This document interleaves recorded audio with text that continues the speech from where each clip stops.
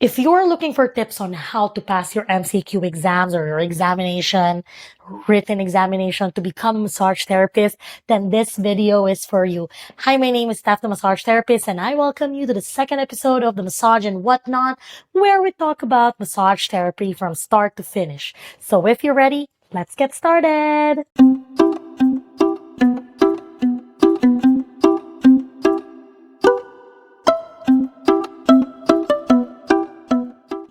Hey again, folks. Welcome to the second episode. And again, for today's focus, it's going to be like rush, not really rush, but I'm going to be explaining to you a couple of things that I think would help you pass for any written examinations if you're going to be taking, examinations to become a massage therapist. So for example, in Ontario, again, so in my previous episode, I was talking about, being passionate in school, so on and so forth, so that when you pass the exam, you know what to do. But on my other videos also, I kind of shared to you the tips on how to pass for the oral practical ones. So for this episode, we're going to be actually talking about MCQ questions. Okay. So I'm just going to be real direct, tell you what I think it is.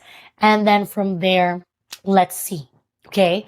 So here's a story I want to say. I want to tell you. Number one, some people are lazy. Yes. Where is this coming from? Some people are really lazy. They don't read the question from start to finish. And that's one of the reasons why you fail the MCQ examinations or anything that's written. Okay? Because you don't read. You're so lazy, you don't read it. Read it, start to finish. Like for example, multiple choice questions. It's a standardized test. There's a way of writing it, okay? And the way of writing it doesn't differ because of the person writing it. It's a format. That test is made to ensure that the examinee, the one who's taking the test, knows the best answer to the questions. But the common mistake I see students do is that number one, they do not read. They do not read the entire thing. There's a lot of things that you can see when you read, like seriously. Number one, you can see context clues. What's context clues? These are words that you can find in what you read that would give you an idea of what it is you're reading about. And if you actually read the question first thoroughly, you can pick up the words that can be correlated on what the choices are on the choices that were given to you. Right? So again, context clues. But how can you get context clues if you do not read the freaking questions? You got to read it. Okay, there's no excuse for that. You seriously need to read the question.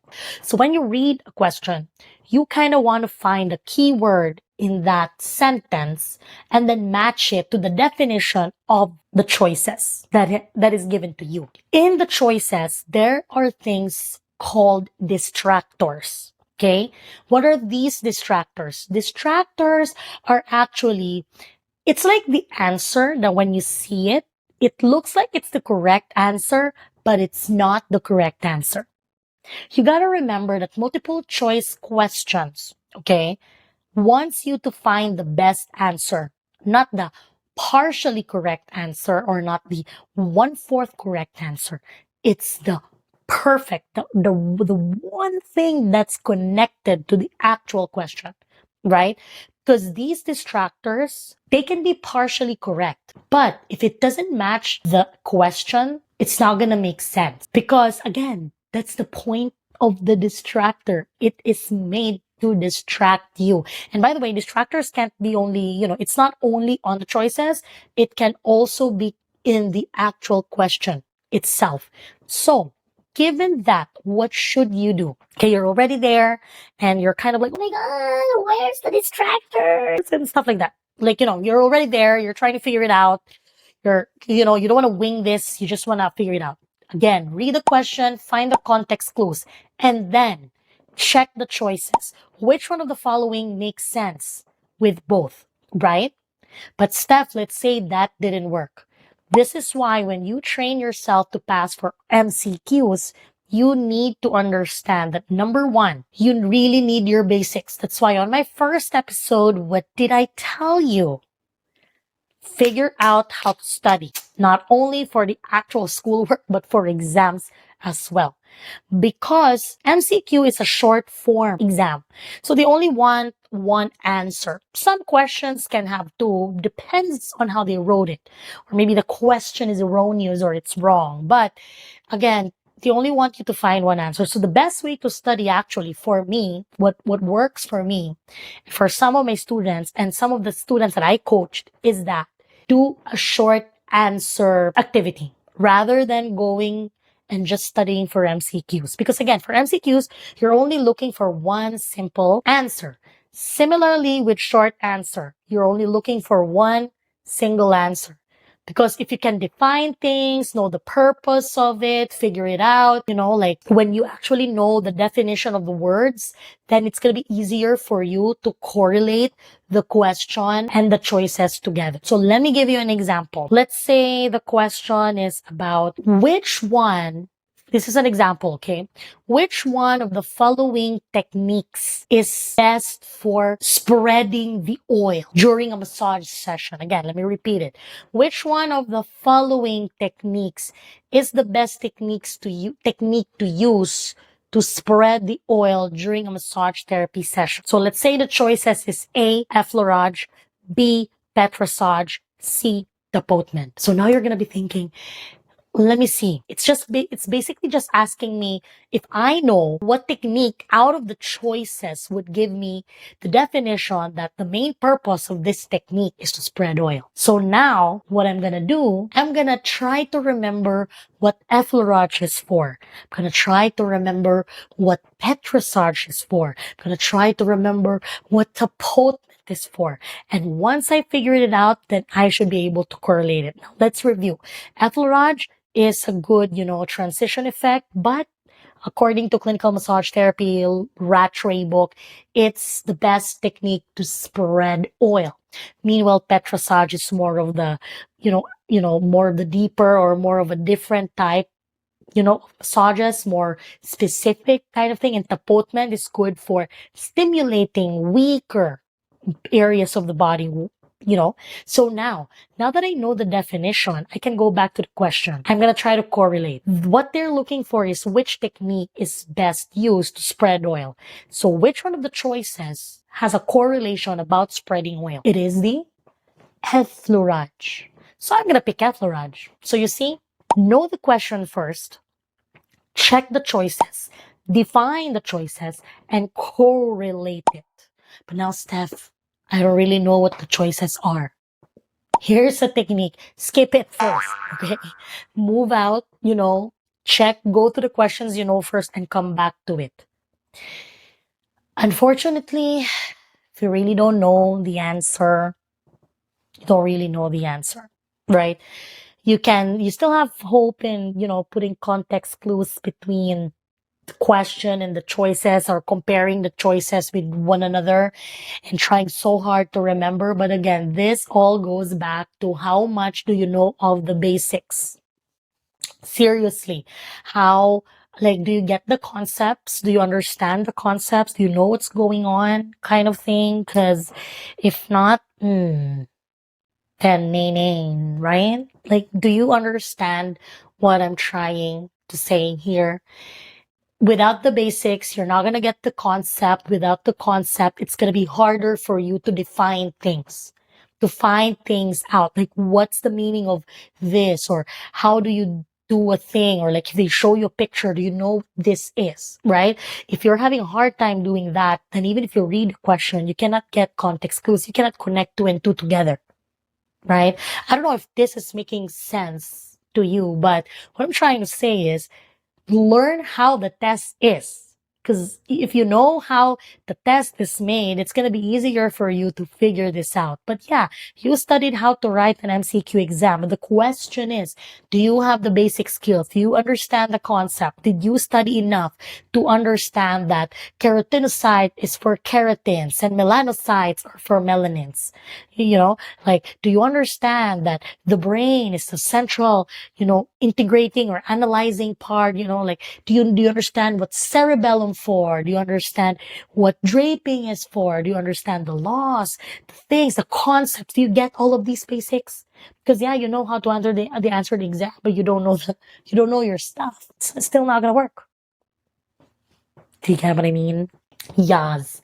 And lastly, learning Bloom's taxonomy. Okay. You don't need to study what it is, but you just need to understand what's Bloom's taxonomy. Bloom's taxonomy actually is a method where it actually tests a person. The questions are made from Bloom's taxonomy. What are these? For example, the question can be a remembering question, or it can be an understanding question, or it can be a knowledge question, or maybe they want you to analyze a problem. Maybe they want you to evaluate a problem, or maybe they want you to create a solution to a problem, right? So basically, for me, the way I understand is that Bloom's taxonomy is how questions are made so that they can assess if you know things. So for example, the example I gave you earlier, like, that's more of a remembering type of question, like the question is basically asking you if you remember which technique is best to spread oil, right? For example, creating question, like maybe they're going to give you a question like, out of the following choices, which one of the following techniques or method of techniques would you be using to treat this kind of patient? Can you create based on the choices below, can you create a treatment plan based on this? And so on and so forth. Maybe that's not the best example, but you know what I mean? Like the whatever is in Bloom's taxonomy, these are how the questions are psychologically made using adjectives that is in the question so that you know what is being asked of you. Do they want you to remember things? Do they want to test your understanding about things?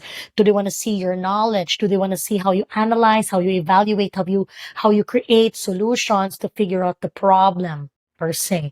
So are you still with me when I talk about this? You don't need to understand, you don't need to study the whole exact theory of Bloom's taxonomy, but learning the adjectives that they use under each taxonomy would help you once you read the thing. Again, this is extra knowledge. You don't have to go deep into it. But what I'm saying is understanding how they give you the questions and understanding what kind of questions they're actually looking for would actually help you understand the question very well. Okay? So, to summarize today's episode, if you are a massage therapist and you're about to take your exam, doesn't matter if it's a multiple choice question or something that with reading, here are my tips. Again, read the freaking question. Do not be lazy. Don't be like, I see the context clues here. I'm connected here, so on and so forth. Really analyze the question. Really correlate, define things, figure it out. If you don't know the question, move on. Pick a question that you know first. Don't stay in one question. You're going to lose time, especially if it's a timed exam. Actually, this is the most important one. Okay? Learn your basics, understand the concepts. And again, if you watched my first episode, find your learning style. Okay, you can't just go and get a bunch of multiple choice question and study for it. You actually need to figure it out how you study the best and learn your basics, learn what you need to learn the concepts, and then practice. It can't always be just an MCQ thing. You need to get the substance for you to answer. Your body is your cheat sheet. You are the only thing that you have on the exam. Because you can't cheat. Don't cheat. Come on. But you know what I mean? You see where I'm going with this. You just need to figure out what's the best thing for you and see things from there, right? Figure out how to study, figure out what's criteria of testing, and actually learn the things that they are requiring you to study and practice. Practice, practice, practice. Practice makes perfect, actually. Yeah. So again, if you like this episode, please do not forget to like, comment, and subscribe for more episodes from Massage and Whatnot. I like the title. I'm actually going to stick with this, And if you have any questions and you want to reach me out or you want mentoring sessions, then head to Instagram and follow or message me at steph.balisok. You can see it down below. And I would be very happy to give you all I've got to help you become the greatest massage therapist that you can ever be. And again, my name is Steph Massage Therapist, and thank you for watching episode 2 of Massage and Whatnot. See ya! Bye! Say bye, Milo. Bye! Say bye!